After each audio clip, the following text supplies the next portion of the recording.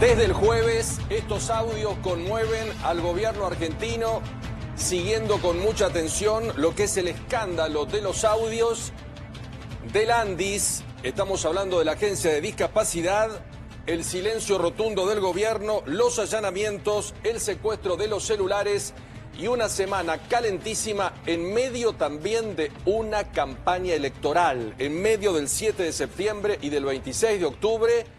Una sorpresa para el gobierno argentino y un escándalo alrededor de estos audios, que ya escucharon el primero y tenemos toda la secuencia para que sepan momento a momento lo que fue sucediendo y la necesidad no solamente del gobierno argentino, sino de la sociedad argentina de saber qué es cierto, qué no es cierto, cuál es el valor de todo este contenido. Otra vez la palabra coima en la Argentina y con este equipo, con el equipo de periodistas hasta las 10 de la noche con todos los temas de actualidad y este tema resonante que a partir del último jueves sin duda es la noticia de altísimo impacto. Bienvenidos a equipos de periodistas, ¿cómo están? ¿Qué tal? Un gusto saludarlos a todos. ¿Todo bien? Domingo. Bueno, arranquemos del punto cero, porque mucha gente desde el jueves no está tan atenta y además tenemos una sola campana. Porque el gobierno, salvo el jefe de gabinete, escuetamente, allá la señora Karina Milei en un acto de La Matanza, están en un silencio rotundo desde el día jueves cuando aparecieron estos audios que otra vez en la Argentina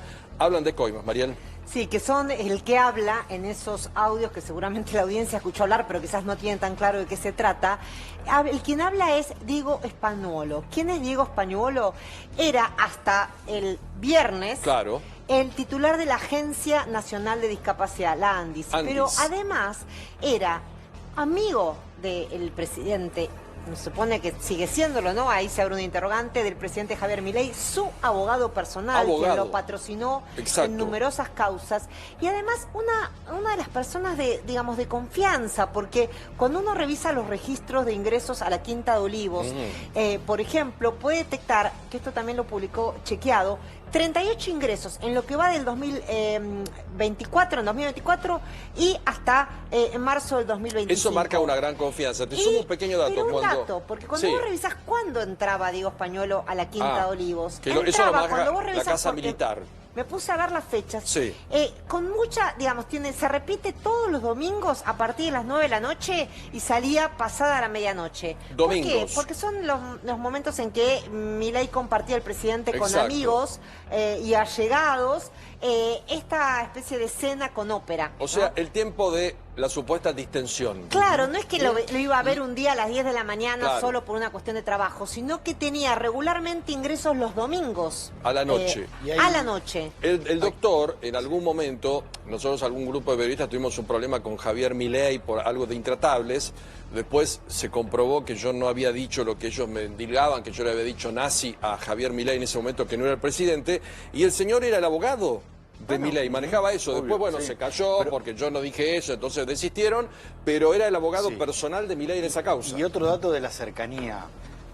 Spagnuolo fue candidato a diputado nacional por la provincia de Buenos Aires en el 2023, en el año que Milei ganó las elecciones. Fue 11 en la lista. No entró a la Cámara de Diputados. Pero fue candidateado.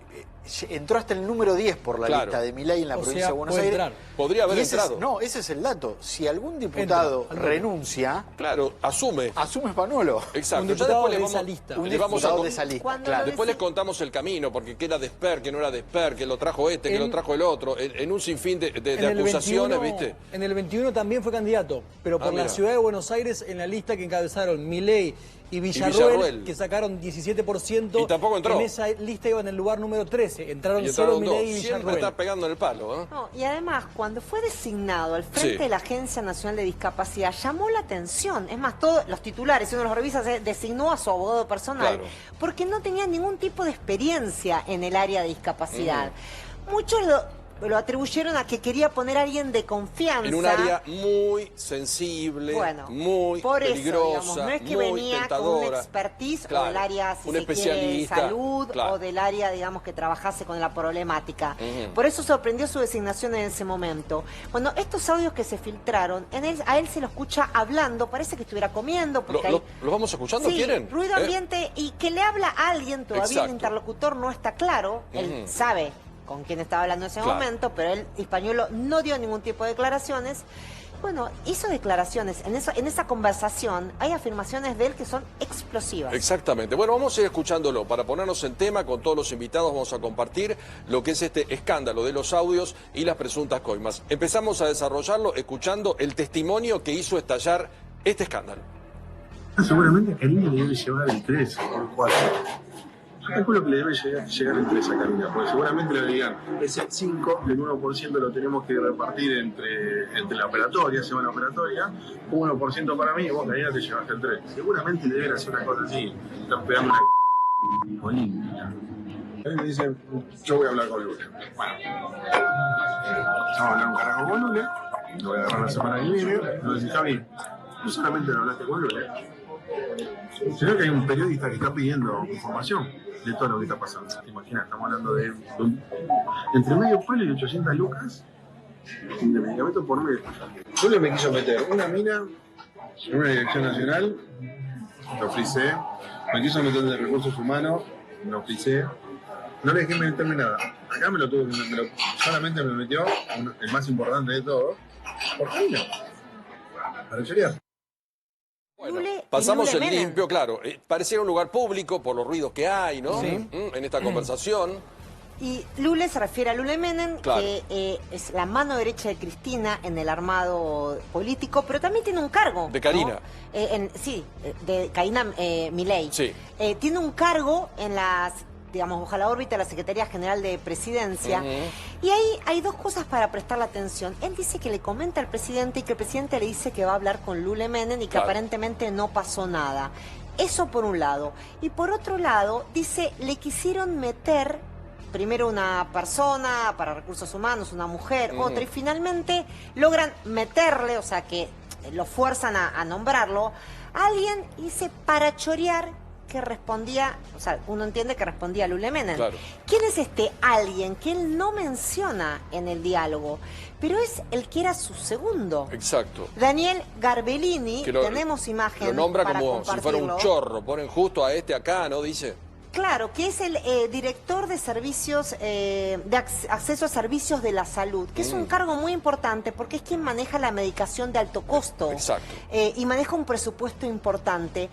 Y lo que llama la atención es que pese al silencio oficial cuando se conocieron los audios, cuando sale publicado en el boletín oficial, ahí no sé si tenemos imagen, ese es Españuelo el que vemos en pantalla, a Daniel Garbellini, que era si se quiere, el segundo, en el que estaba a cargo de esta área tan específica es el director nacional de acceso a servicios de salud. Cuando publican en el boletín oficial, Paulo, el desplazamiento de Españuelo, inmediatamente en el otro párrafo anuncian el desplazamiento de Daniel Garbellini, que nadie había hablado hasta ese momento. Salvo la escucha. Públicamente, pero él ni siquiera lo menciona por el nombre. Exactamente. Al ser mencionado, este es el otro personaje. Que ya había tenido, ya había estado en la gestión anterior, en otro gobierno, de hecho, Macri. En el de Macri, también había estado en el programa Incluir Salud, que funciona bajo la órbita de la ANDIS, que es un programa clave, porque Incluir Salud es el programa, después si quizás nos metemos un poquito más en eso, es el programa que le da prestaciones a los que reciben un subsidio por discapacidad. Exacto, o sea, los que atienden las necesidades médicas, que son muchas, ¿no? Desde transporte hasta todo tipo de atención terapéutica. Absolutamente todo. Bueno, ya Garbellini había estado antes en este programa Incluir Salud de la ANDIS, y es el que dice que le meten para hacer esta operatoria de presunto cobro de coimas. Vamos al segundo audio, presten mucha atención porque comienzan a aparecer nombres potentes y fuertes del gobierno argentino. El señor Lule Menem aparece en este audio. Presten atención. Y Lule lo que está haciendo está choreando de una manera. A mí me están desfalcando a la gente. A mí me pusieron un tipo que maneja todo lo que es la casa mía, un delincuente. Ese es un delincuente que estaba en la gestión de Macri y se fue, pero, o sea, cuando se fue con denuncias y se llevó los discos rígidos de las computadoras. No, un delincuente. Él no está metido, pero es toda la gente de él. Entonces van a pedirle guita a la gente, a los prestadores le van a pedir guita. Yo fui y le dije, Javier, escúchame, yo estoy denunciando todo el choreo, todo esto, y abajo tengo gente que va a pedir guita. Entonces, donde yo vaya y toque a uno, van a decir, che, flaco, está todo bien, y venís a pedirme guita con estos delincuentes. Entonces, Javi, ¿qué hago? Bueno, Javier, ¿qué hago? Supuestamente, ¿no? Hay algo que me llama la atención y que lo he hablado con varias personas durante todo este fin de semana, y es que cuando alguien graba una conversación para sin el consentimiento del otro, claro, ¿no? Para, en un lugar público, con algún motivo, con mucho ruido. Generalmente el interlocutor que está grabando la charla, su voz, si interviene, debería escucharse mejor que la del investigado. Porque supuestamente el elemento está más cerca. Españolo, sospechan algunos que están analizando esta situación, dirigentes, etcétera, se escucha casi como si tuviese un corbatero, se escucha muy clara su voz. Muy primer plano Españolo y muy lejano, supuestamente el que está grabando. Un tanto llamativo que entiendo que la justicia a través de peritos podría llegar a analizar eso en el audio. No sé si existen tecnologías que puedan precisar eso. Sí, existe. El tema es que la justicia no tiene los audios originales. El audio original no está. Solo está que circula a través del periodismo. Exactamente. Exacto. Sí, hay una versión en línea con lo que dice Robertino, no está confirmada, pero circuló también, de que el propio Españolo se habría grabado como un reaseguro. Así como en un momento él dice, yo tengo todos los chats, las capturas de los chats de Karina, o más o menos textuales. Que él mismo se grabó. Que él se podría haber grabado en esa conversación como, bueno, él en su momento, digamos, advertía esto, le estaba contando algo, esto de que querían robar y había un sistema de cobro de coimas a través de una droguería, que después vamos a hablar, que es la Suizo-Argentina, y como que él le había advertido al presidente de esto, ¿no? Como un reaseguro en su favor. Hay algunas versiones que dicen que podría haber sucedido esto.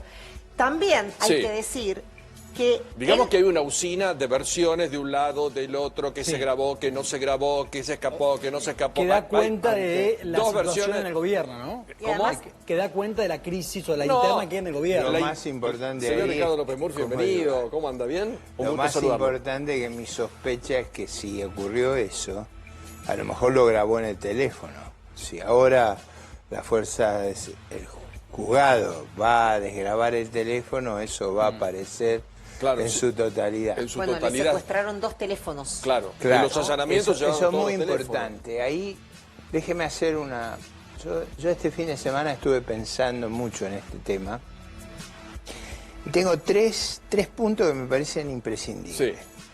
Primero, la mejor prueba de inocencia es cooperar con la justicia. Así que todo el mundo a entregar los teléfonos, las computadoras y las contraseñas.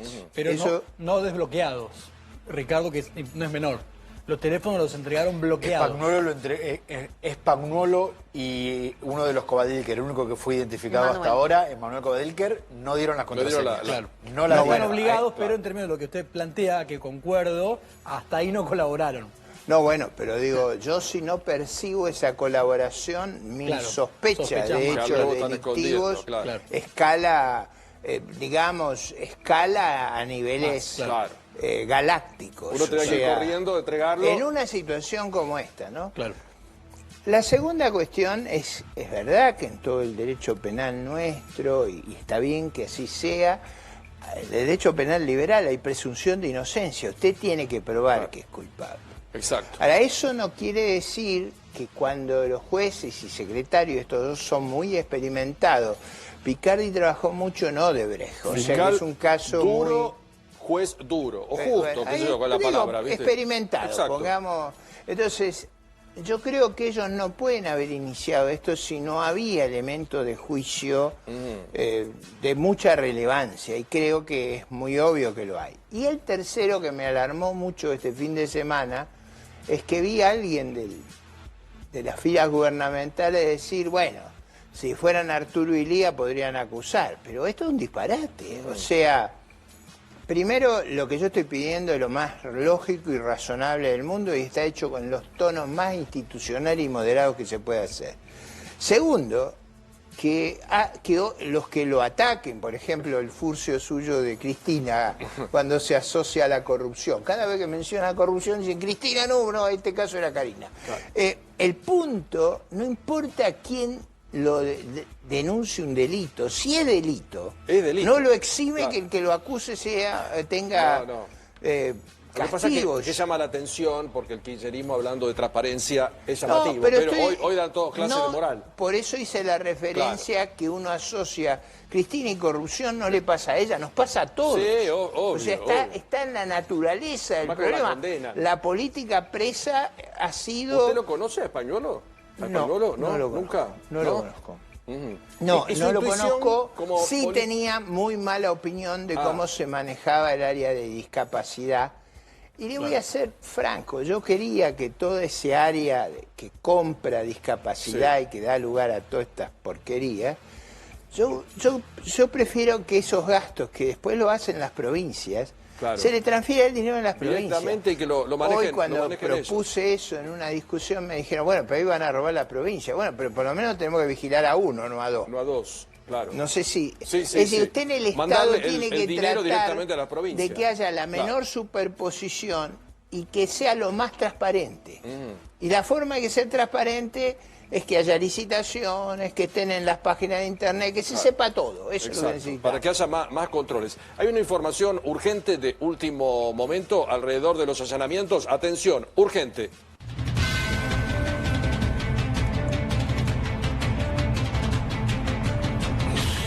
La noticia de último momento es que el juez federal Sebastián Casanelo citó a indagatoria al jefe de seguridad del barrio Nordelta. ¿Por qué? Lo acusa de haber colaborado con la huida de uno de los acusados en el caso de las coimas en discapacidad. El jueves a la noche, la policía de la ciudad fue al barrio de Nordelta a buscar a dos de los acusados, a los hermanos Emanuel y Jonathan Kovadlitker. Uno de ellos, Jonathan, se escapó y la justicia cree que lo hizo con ayuda del agente de seguridad privada del barrio. Además hay dos salidas ahí, podés salir por una, podés salir por otra, si demorás un poquito... Es más, el otro hermano... Jefe de seguridad de Nordelta, atención, Ariel de Vicentis. Lo citó indagatoria por el delito de encubrimiento. Uno de los hermanos se pudo escapar. El otro fue detenido, en realidad no quedó detenido, pero lo encontraron arriba del auto a punto de irse de la casa. Con un poquito de... ¿Es el que se fue con dinero? Es Manuel. Tenemos una imagen también para compartir de Manuel, que es el que pudieron, digamos, el que interceptar. Claro, en el momento que estaba arriba del auto con 6 sobres que tenían $266.000. Qué llamativo, ¿no? Lo que llamó mucho la atención. Claro. Se iba con todo ese dinero. Una causa. A comprar un departamento, no sé, en efectivo. Bueno, ¿a qué sale uno con esa plata? Pero a las 12 de la noche no es muy común. Inmobiliaria. Acá está el caballero. Pero atención con la noticia, porque es el jefe de seguridad de Nordelta el que queda bajo esta situación de sospecha, ¿no? De hecho, había bastante enojo por esta situación que se venía repitiendo en otro caso. Porque ahí agarraron a varios. Que involucró al mismo juez y al mismo fiscal, que son Sebastián Casanelo y Franco Picardi, con Pichirilo, ¿se acuerdan? Claro. Con Pichirilo pasó lo mismo. Claro. Lo fueron a buscar a Nordelta, no lo encontraron en las casas. ¿Viste que te llaman? Te dicen, exactamente. Llegó la señora Fitzpatrick, usted la quiere atender acá. Cuando viene la policía, ¿sabe que te pregunta? Mire la policía a buscarlo, ¿usted quiere? Le avisan, mire que hay un operativo, hay una orden de allanamiento. Pichirilo era el de Jessica Sella, Exactamente. Insaurralde, que sustituyó a Insaurralde. Sí. Y ahora, ¿por qué es importante? Porque al que interceptaron fue Manuel, que si bien tiene el cargo de vicepresidente en la empresa, tenía un porcentaje accionario menor. Digo menor cuando digo menos del 1%, y no tenía un rol tan clave. Pero Jonathan, el que pudo escaparse, que está mencionando Martín, es el presidente de la droguería Suiza Argentina, que es la droguería mencionada como la que llevaba adelante esta operatoria de recaudación. Que además, bueno, lo que decía Españuolo en los audios es que había subido del 5%, porque este era un mecanismo que ya estaba instalado desde antes, no es de este gobierno, ya venía al 8%. Por la inflación. Y Jonathan Kovadlitker es el presidente y el dueño del 21,3% de la empresa. El accionista mayoritario es el padre, Eduardo Kovadlitker, pero que está corrido ya hace casi una década del funcionamiento de la empresa. Sigue siendo el accionista mayoritario, pero no estaba en el manejo de la empresa, estaba más dedicado a la escritura.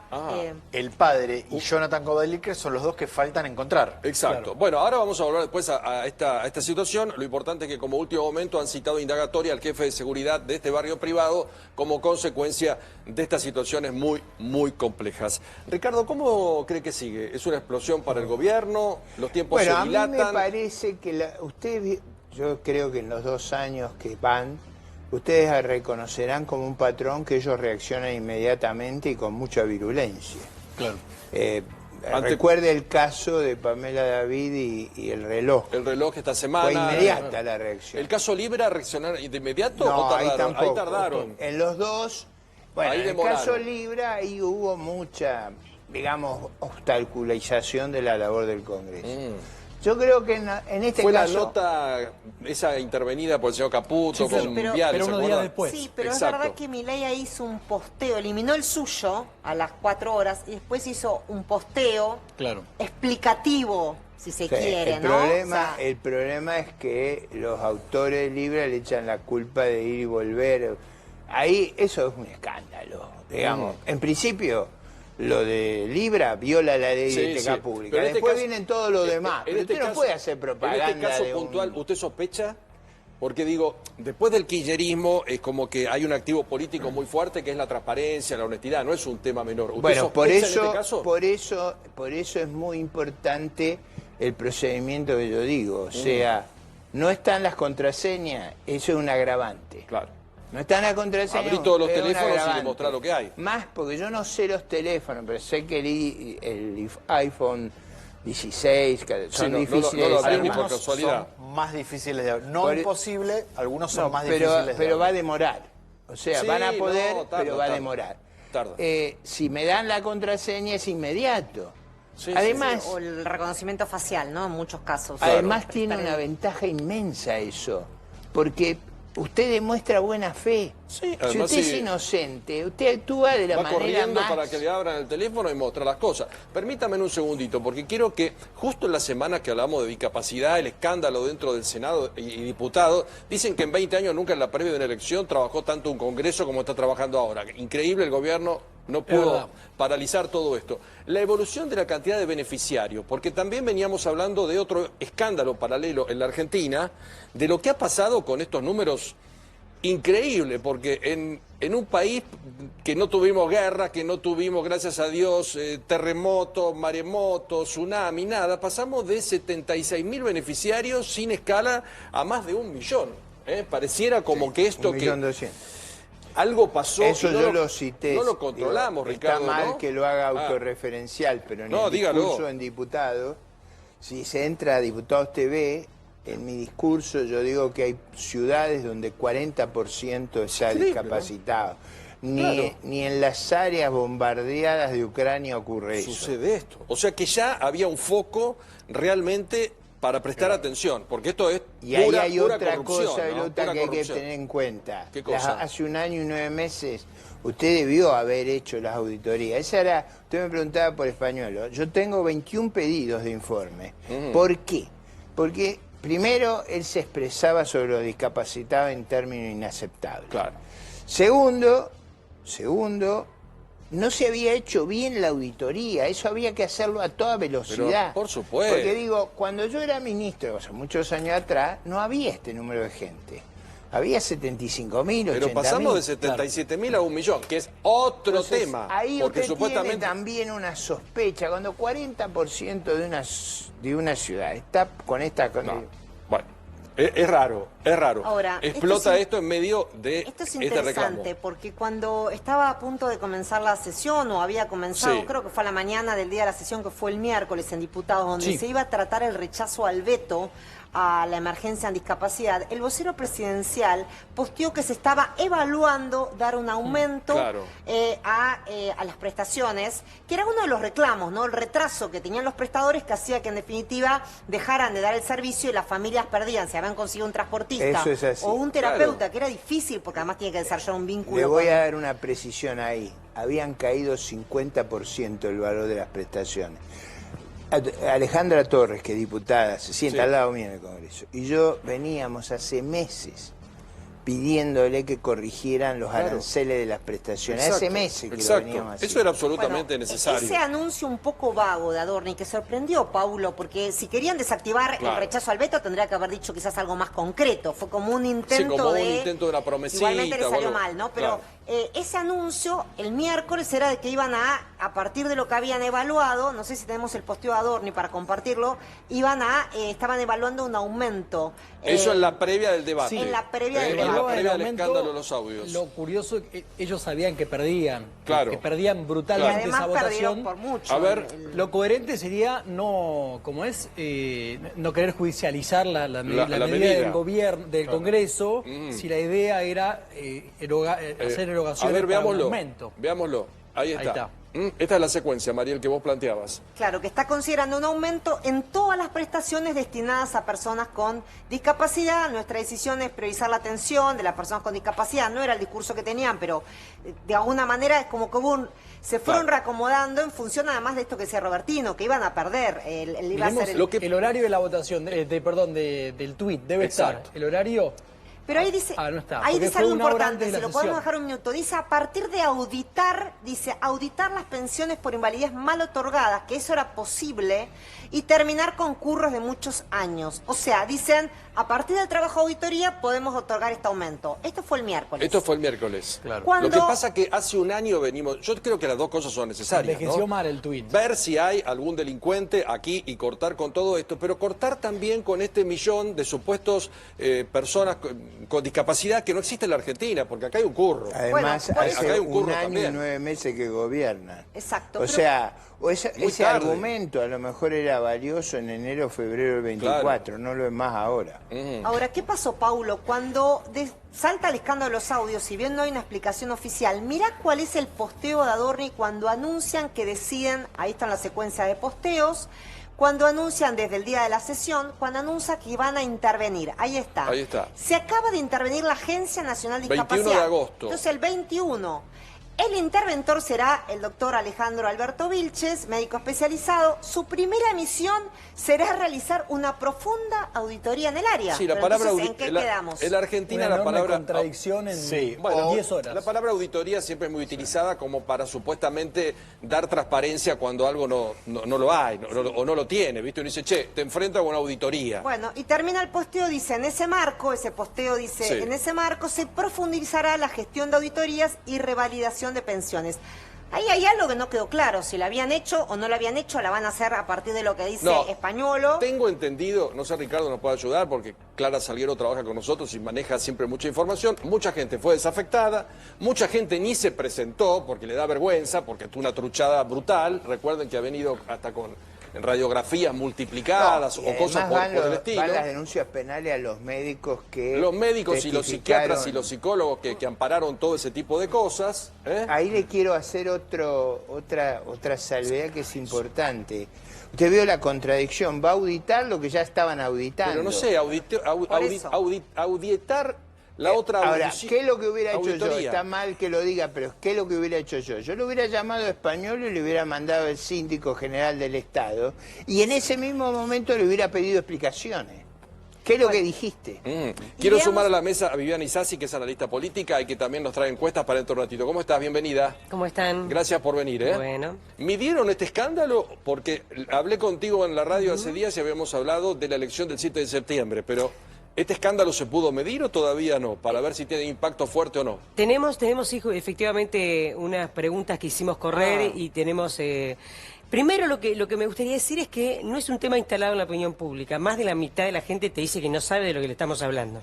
O sea, no ha tenido un impacto directo en la mayoría de la población. Le decís Andis y no sabe todavía. No. Y, o sea, más de la mitad de la gente que pudimos preguntar, recordemos que esto empieza con una denuncia de Cristina y el abogado de Cristina, el miércoles de la semana pasada, ¿no?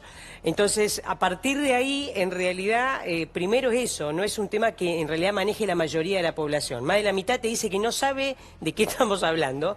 Y sobre los que están informados, ahí está, sobre los que están informados, le preguntamos si, bueno, obviamente lo que tenemos son las declaraciones del jefe de gabinete, Guillermo Francos, en donde hay, bueno, una explicación de Franco diciendo que esto es una maniobra política, de sectores opositores para debilitar al gobierno. De la campaña, Y ahí tenés el 51% siempre de toda esta gente que está informada y sigue el caso y más o menos conoce de lo que... ¿Qué sería el sí, estoy de acuerdo, que es? Estoy de acuerdo con la versión de Franco de que esto es una maniobra política para debilitar al gobierno, el 51%, el 28% no estoy de acuerdo.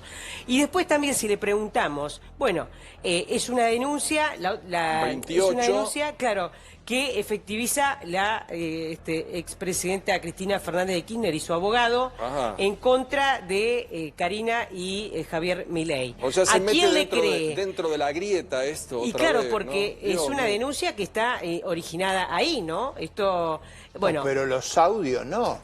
Los audios, lo que hacen la denuncia es sobre los audios. Bueno, la denuncia, los audios los llevan a la justicia. Claro. O sea, la denuncia que está investigando la justicia se basa en la presentación del abogado de Cristina, por eso nosotros le preguntamos si le cree a Cristina y al abogado. Se basa en los audios, no es una prueba hecha por ellos. Claro, pero algunos, los audios estaban. Los audios están, pero algunos están poniendo en tela de juicio lo que planteaba Mariela hace un rato, la veracidad del audio, el hecho que se escuche la voz de Spagnuolo eso es fácil de probar con la técnica que yo dije. Yo creo que también. Si dan las contraseñas, se prueba enseguida. Igual, exacto. Perdón, lo que hay que decir es que los audios ya circulaban públicamente, los revelaron el periodista Mauro Federico en el programa Data Clave de streaming, Carnaval. Claro. Y la verdad es que ya circulaban y eran... En las redes estaban, o al menos en los que manejamos información.